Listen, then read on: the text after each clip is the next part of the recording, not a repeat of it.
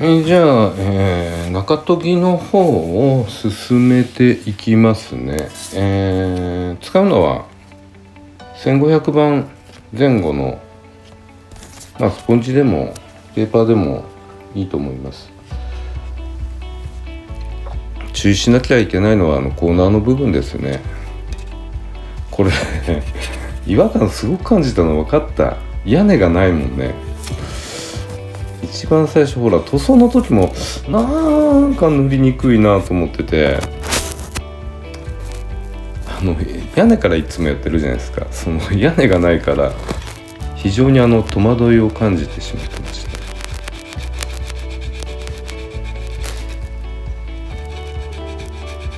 で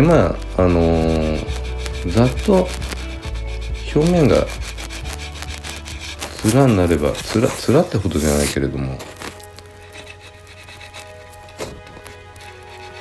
なんだこれ、ちょっとここやっぱり表面荒れてるな。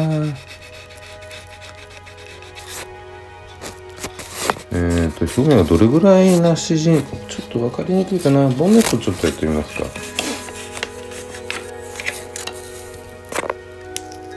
ボンネットの裏は特にやる必要ないですけど、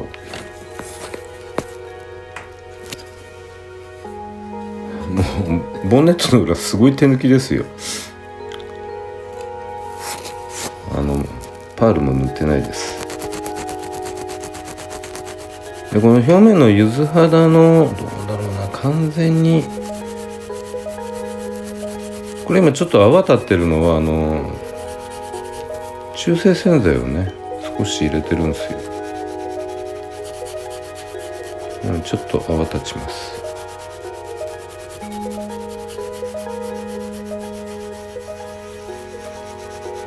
昔みんなこれ中性洗剤入れて磨いてたと思うんだけどな、どうなんでしょうね。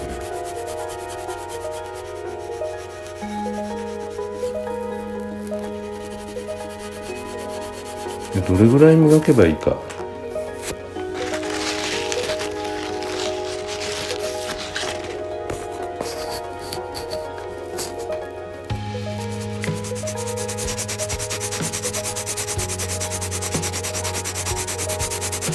クリアは3回ほど塗ってるので、それなりに厚みはあると思うんですけれども、そんなに厚いってほどじゃないと思うんですけ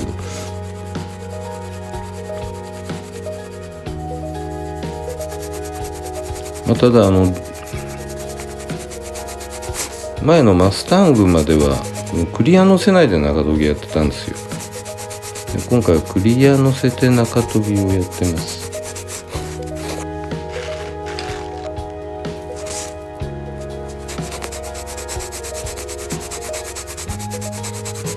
この後の最終的な研ぎ出しがやっとけば楽になるんですよね。やっぱりエッジの部分は気をつけて、あまりギュッと力入れるとエッジの部分にギュッと当たっちゃうので、むしろエッジ近辺を浮かし気味に極端な話浮かし気味に磨きます。でスタンドのライトを反射させて、この辺り結構削れてきたけども、前と後ろがちょっと残ってるんで、同じ調子にしてやると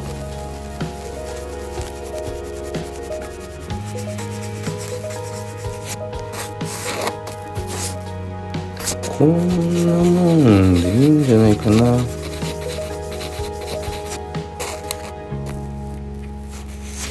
細かいクレーターが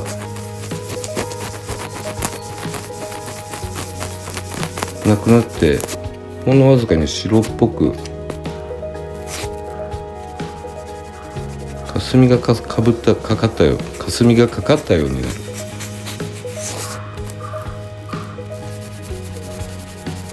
これを全体にかけていくだけですね。だいたいこんなぐらいまでしたい。ちょっとこの辺から後ろはまだ足りないです。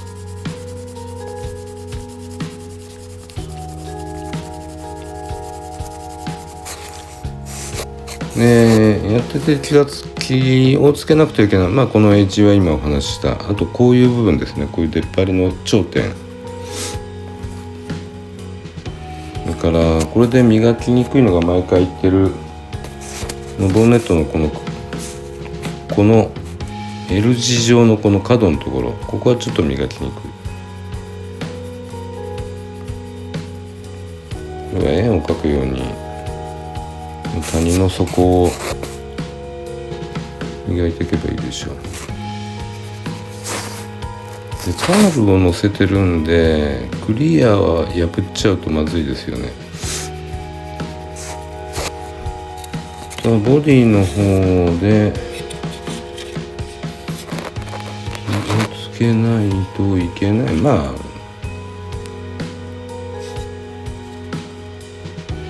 そんなに難しそうな、結構焼かしちゃうのがこのタイハウスのこのエッジですよね、角。ここよく穴開けちゃうので、もし不安だったらばこの後ね、またクリア塗って飛び出しをするんで、軽く混ぜとくだけで、エッジには絶対手を出さない。こんな感じですかね。ここもやったらしそうですね。ここもやりにくいと思います。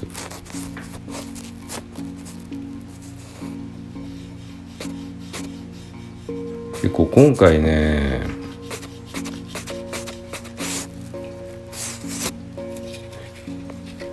なんでしょうね、プラリペアで直したとこあったじゃないですか。このメタリックだから超目立つ。ここもうこれはどうしようもないんで、このまま進めちゃいます。こっちのね、窓枠の頂点色が取れちゃう分にはそれは構わない。後で黒く塗りますから。こっちとこのスポイラーの前のエッジですね、ここはちょっと気をつけないといけない。後ろのエッジも気をつけなきゃいけないですけど、この辺りがちょっと磨きにくいかもしれないですね。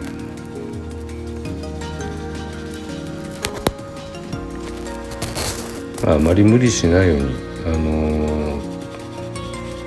この段階で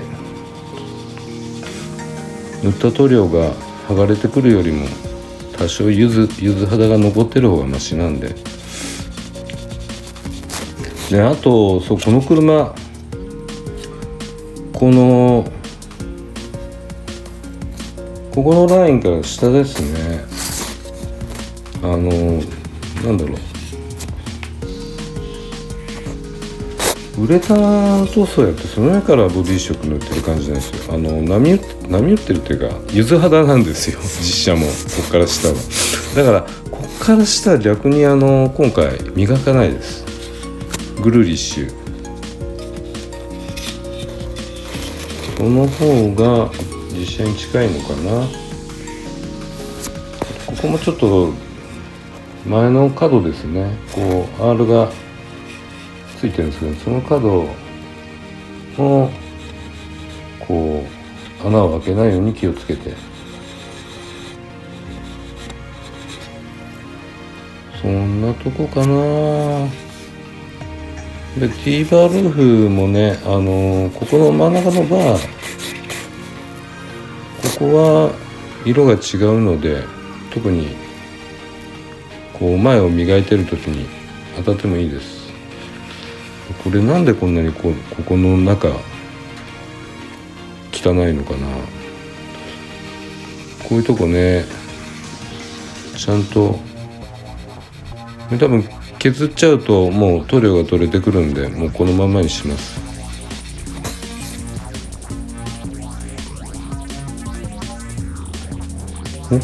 そ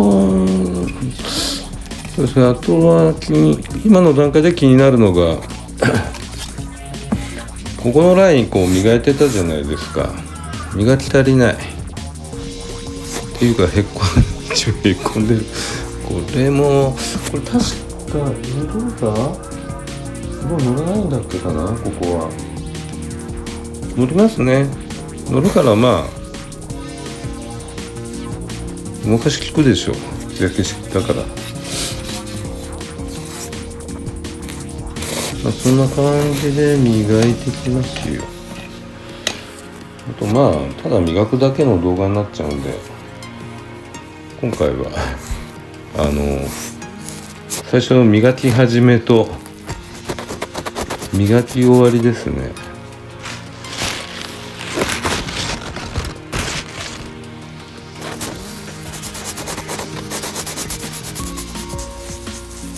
これだけ撮ってやろう、動画で上げてやろうと。でね、このボンネット実は、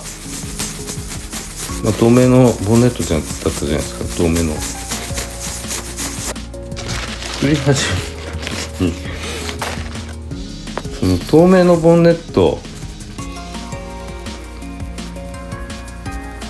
ボンネット外してね、ランナーから取り出して、この辺も動画上げればよかったな。面白かった。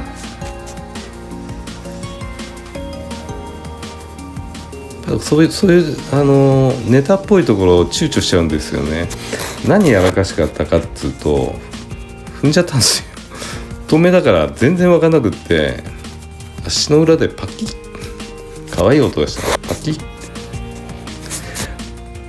もうクラックがびっしりとどうだろう、非常にたくさんのクラックがありました。で、実はそのボンネットです。これはもう流し込みでくっつくだろう、こんなもんって感じで流し込みでね、くっつけたんですよ。もしあかんかったら部品請求すればいいやと。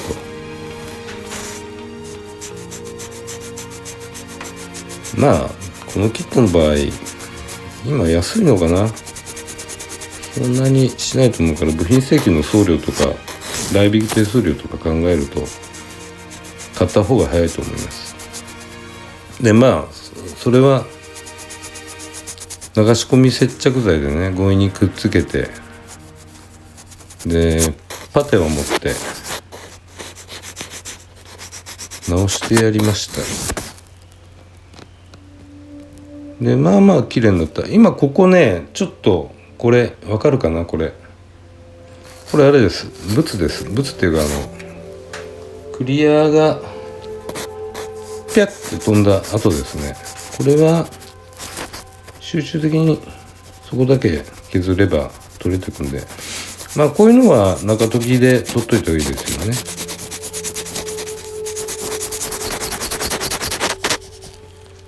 だから今真ん中のこれ映ったんですけど、だいたいこっちがこんな感じです。こんな感じ。ここの斜めのとこもね、磨いといたらいいんですけど、磨かなきゃダメなんですけど、さっき一番最初に申し上げた頂点の部分がちょっと怖い。でこれ今1500番の耐水ペーパーですね。ブツのところは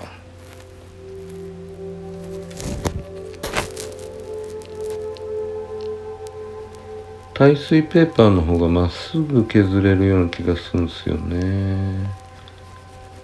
どうしてもスポンジヤスリはこの形状に追従しちゃって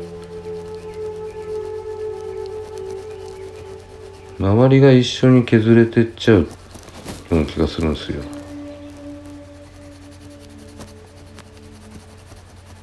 これは周りこう回しながら、一方向だけだと多分同じところにその摩擦力が集中しちゃうので、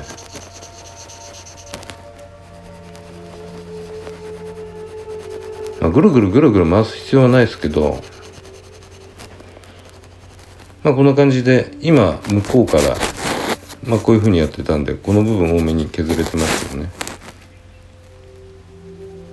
今度はこっち側から。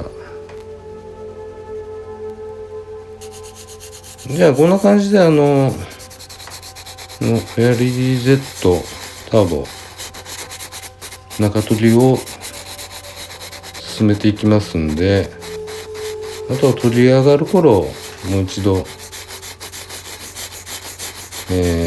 お会いしましょう。それではまた後ほど。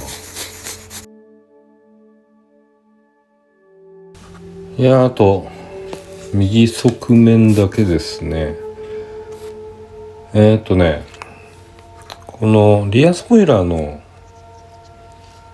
横のくぼみですねは、ここもいいや、ここもかまぼこ状のくぼみになってるんで、これはスポンジヤスリでは入らないですから、こういうとこは1500番の耐水ペーパーを使います。くるんと丸めてね。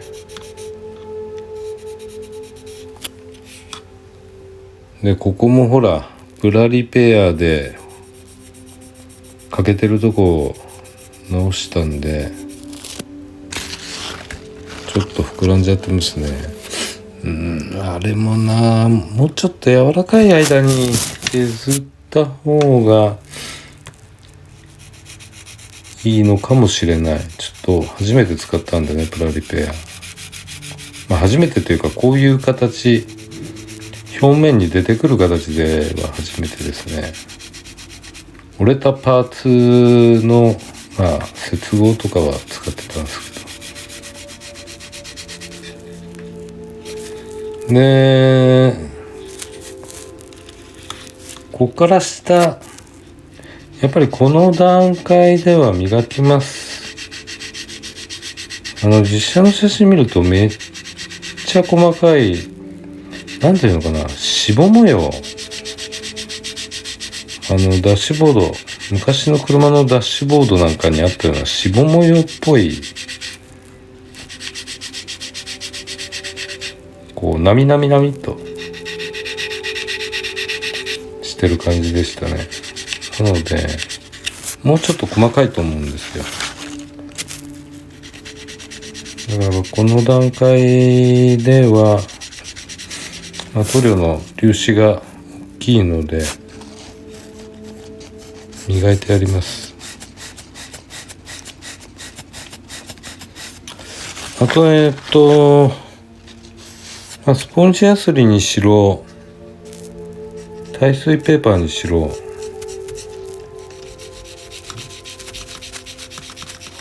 その交換時期というか、要は削り具合がにすくなってきたら、薄くなってきたら、弱くなってきたら、交換してた方がいいですね。そこを貧乏症は発揮しないように。